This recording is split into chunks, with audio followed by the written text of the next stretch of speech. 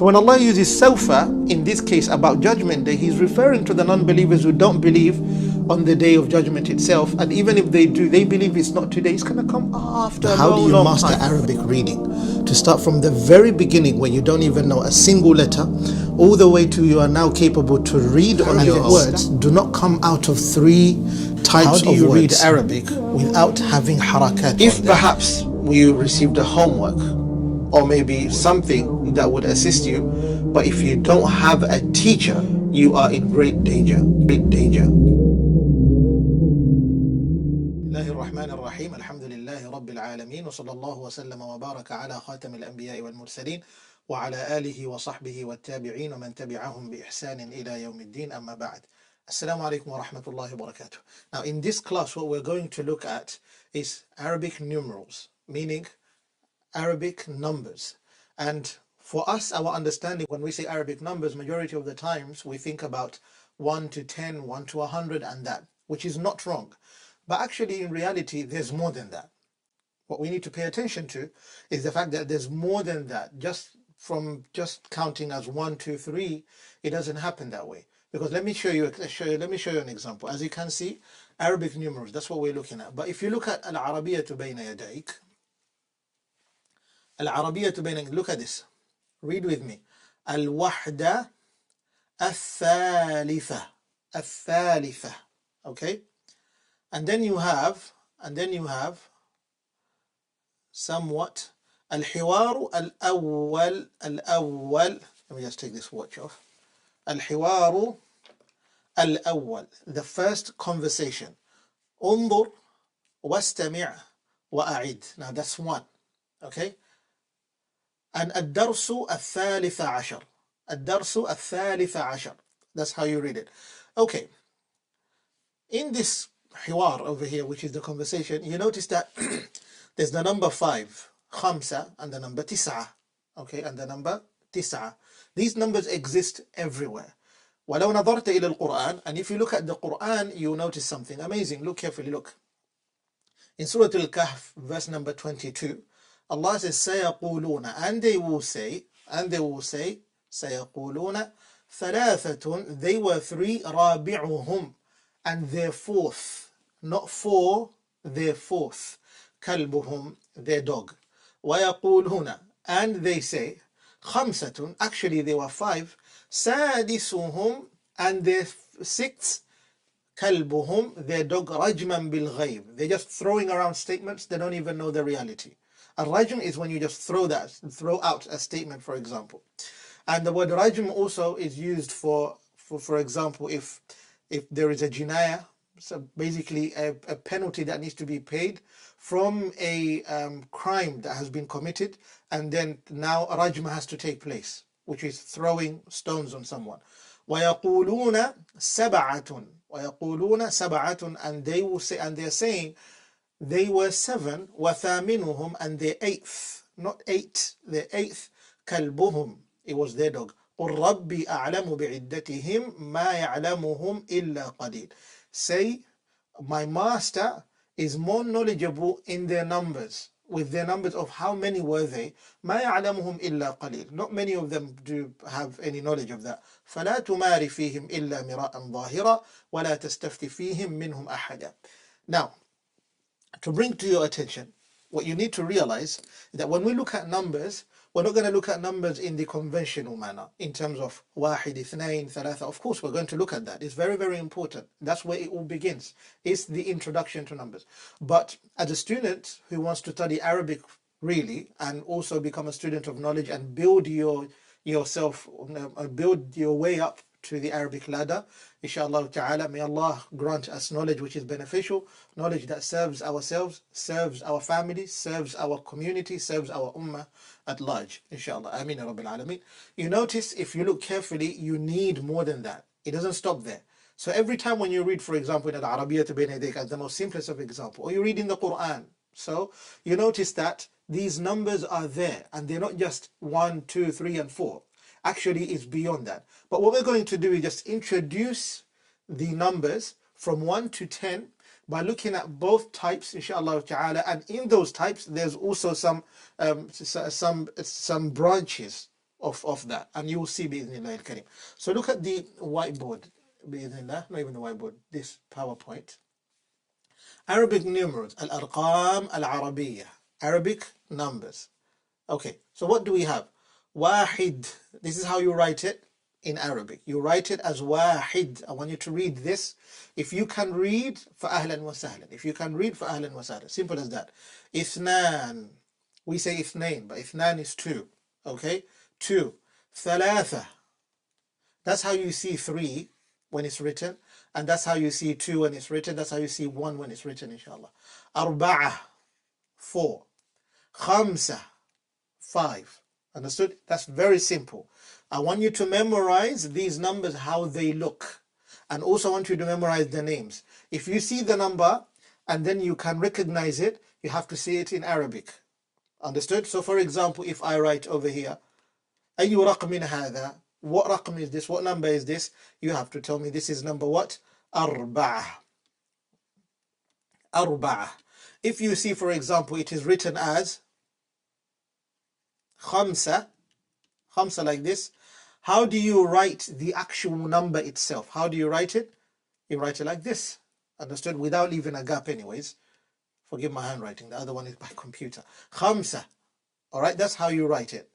If you have to write the number one, مثلا, if I tell you one, give me the Arabic version of it, written in Arabic, and at the same time the number itself, how it looks like, because this is what you're going to find every single time when you read the Quran. كلما قرأت القرآن, every time you read Quran, هذا ما تجده. This is exactly what you're going to find. شوف, ما تجده في القرآن دائما هذا. الرقم نفسه, you find the number itself, 22. Okay, 22 or 22, 22. That's what you will say. And at the same time, you will find that Allah, He sometimes uses ثلاثة, the written number. The written number. So if you don't know how to read it written, it will be difficult because it wouldn't be strong enough compared to the one who knows how it looks like when it's written and how it's looked basically in the Arabic language and how it's written in the actual number, in Arabic numbers, like that. As you can see, we have the al-arqam al-yunaniya, we have those italic numbers, we have English numbers, all of those. But you notice Arabic has its own way of writing writing numbers. Inshallah, okay? فهذه خمسة, this is number 5. What about the rest? Sitta. Sitta is the opposite of 2 that you can see over here. However, look at how it looks at the very top and at the very bottom, and look at the difference of sitta, how it is at the very top. It looks like a 7 in English. Understood? It looks like a 7 in English, but it's not a 7. Sitta means 6. Sab'ah looks like a V, but it's not an actual V. Look carefully. Sab'ah means 7. Thamaniya means 8. Tis'ah means 9. Ashara means 10. Now the ulama, they come up with a discussion to say, this ashara, over here you can see there's a fatha on it. There's a fatha on it. I'm not going to discuss it over here. In some cases, you'll find that ashara is written actually, not just ashara, ashra, ashra, ashra. Okay, ashra, like that. Okay, like that. But the issue over here, simply to explain, is because when is it used for masculine words and when is it used for feminine words? Now this is going to be a bit technical, but I don't want to delve into it. I'm just mentioning it to you so you have just a rough idea. So when the words are which are used together with the numbers, such as 10, what do you do? In this case for the 10, okay, ashara, you use for the feminine, ashra with the sukun. For the masculine, ashara with the fatha. So when you find that ihda ashara kawkaba, مثلا in the Quran, and then sometimes you find that it's ashra, okay, it's not ashara, then it becomes a question. You're wondering, why is it ashara over here? And over here it's not ashara, it's actually ashra. Why so? So it's a matter of, basically it's a little bit advanced, not that advanced as you expect, but you don't want to delve into that now until you understand exactly how to use masculine and feminine words correctly and where to apply them so that you know the single form of them, the plural form of them, and also at the same time you know how to use, how are they when they're in the dual form, and how to apply them, inshallah ta'ala. So this is for the 10.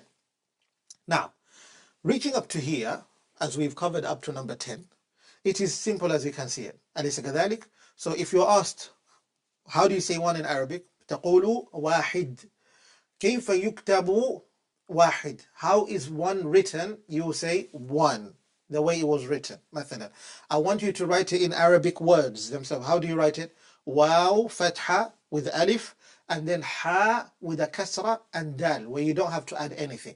There's a reason for that. Majority of the times when you see that on the board, look at this, you see there's nothing written there. In this case, what you do is you have to understand there's a purpose. There's something called inflections in Arabic, which we call i'rab. Now, i'rabul kalima, providing inflection for words, they are normally at the very end. And this is in grammar, not morphology. في النحو. For the ones who say that studying grammar is unnecessary, that is false.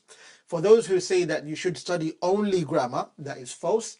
For those who strike a balance in between now, between al-kalimat al-arabiyya, which brings you to ilm al-insha, and then you study with grammar, you study grammar with it, and then you combine it with morphology, that is the actual balance required in order for one to be good in at least Arabic, to initiate the understanding of Arabic and how it is formed and how you can literally write on your own, inshallah. Then from there, you can advance more and go into Arabic rhetorics, you can go into Arabic literature, and foremost, and forth, so forth, and so forth, yes. Aywa. Now, this is one of it. And we said, if you look at the Quran clearly, Allah says, let me wipe this off for you. Aywa. Shuf. I'm going to use the same verse. وَيَقُولُونَ سَبَعَةٌ. Sab'ah, 7. Okay? It's over here. Now we know this. Now, thamin. We said there what? What did we say over here? Shuf. Thamaniya. We said thamaniya. Thamaniya. I want us to go to another surah, which is Surah Al-Haqqa, and in that surah you will see also numbers being used. Look. Assalamu alaikum wa rahmatullahi wa barakatuhu. Sorry to interrupt your class. However, to bring to your attention, we have an Arabic bootcamp launched already. For further details, you can look at the description below. It's a 6-week program where you won't just be doing it on your own. Throughout all of the live classes and all of the lessons, bear this in mind. The most painful part for the students to study is that they have no guidance throughout their journey. I will be there with you, holding your hand throughout those 6 weeks, week after week, so that you will progress bi'idhnillah. And we're trying our best to see how students will come from not just reading Arabic, but coming all the way to the level where now they can start forming their own sentences, even if it's just 3 words of a sentence, bi'idhnillah al-kareem. For further details, if you want to join, you can join today. Remember, the deadline will be on the 15th of December, inshaAllah ta'ala, and we will be highly honored to have you on board بإذن الله الكريم. شوف في الصور فإذا نفخ في الصور, and when it is blown in the trumpet, نفخة واحدة, one blow, one blow. But look, in this case we have واحدة. Why is the ata at the end? Originally you should be expecting to see واحد, isn't it? واحد. But remember, this is for masculine. Understood? For the male. When you want to use it for a female, for example, you have bintun. Allah blessed you with a daughter, and you have one. What do you say? Bintun. Or you say, instead of bintun, you say ibnatun. Ibnatun wahidah. Wahidah. Shuft? Because you're using it for the female. Bear that in mind. Ibnatun wahida. One what? One bint. One daughter. That's what you have. Imagine. In that case. That's an example which I can quickly think of. Ibnatun wahida. Mathalan, you have another word, mistara. Mistara. Don't mind my handwriting. Mistaratun wahida. Mistaratun wahida. Wahida. One ruler. One ruler. You have it like this. Let me try write it better actually. so that it can be well understood. Mistaratun wahida. Right? As you can see. So for female, it's like that. Now we're going back to the Quran again. نفخة واحدة وحملت الأرض والجبال, and the earth was lifted, carried, and the mountains فدكتا, crushed, دكة واحدة, in one go. فيومئذ وقعت الواقعة. Okay, and Allah carries on والملك على أرجائها ويحمل عرش ربك, and those who carry, they carry arsh, the throne of your master, فوقهم, on top of them, يومئذ, on that day, ثمانية, eight angels. Bear that in mind. 8 angels carry the throne of Allah. You can see the word ثمانية is used in the Quran, and واحدة is used in the Quran. You saw ثلاثة used in the Quran, رابع, أربعة used in the Quran. Now that's one type of Arabic numerals that you look into, Arabic numbers. Understood? What's the other type that we need to look into, inshallah ta'ala? أيوة. شوف. First, مثلا. When you say first of all, for example, and then you have second, third, fourth, fifth, sixth, seventh, eighth, ninth, and 10th. Does that make sense? It's as simple as that. Now, what I want you to pay attention to is the fact that some things change. So let's read them first and then come to the changes, inshallah. Al-awwal, al-awwal, okay? Al-awwal means first. Al-thani means second. Al-thalith means third. Al-rabi' means fourth. Al-khamis means fifth. Al-sadis means sixth. And Al-sabi' means seventh. Al-thamin means eighth. Al-tasi' means ninth. Al-ashir means 10th. So for example, Allah in your family blessed you all with brothers, mashallah, and each one of them are called Muhammad. مثلا. Muhammad in this case. And he is the 10th Muhammad. He can call himself Muhammadun al-Ashir. Muhammadun al-Ashir. Muhammad the 10th. Simple. خلاص. انتهى الأمر. The matter is closed, as you can see. Understood? انتهى الأمر. Muhammadun al-Ashir. Muhammad the 10th. Al-Ashir. And you saw over here, Al-Ashir is used. Al-Ashir. Simply. Al-Ashir. But then we have something called the same numbers but for the females. Okay, what about the usage of these numbers for females, for feminine? What do we do in this case? مثلا. Let's come back to Al-Arabiyyah بين يديك, if we can find any. Okay? أيوة. Over here it says Al-Wahdatu الثالثة, the third wahda. And if you look over here, الثالث, there's no ta at the end. Third. Now let's look for the first, which is the first wahda. And then the first in this one we said was al-awwal, isn't it? Let's look for the other one, inshallah. Allah. شفت. Al-wahdatul ula. Al-wahdatul ula. This ula is similar to that which we saw, but this one is for feminine. Okay? Used for feminine words. Is it specifically for women only? No. للعاقل وغير العاقل. For feminine words, whether it's for a female name or it's for basically a living female name or a non-living female name. Bear that in mind, feminine name. Al-wahdatul ula. Al-wahdatul ula. But in our previous lessons, if you look at the playlist below, inshallah, you will go through those lessons. We said something such as, what if the name contains a feminine sign, such as Hamza or Talha? Look at that.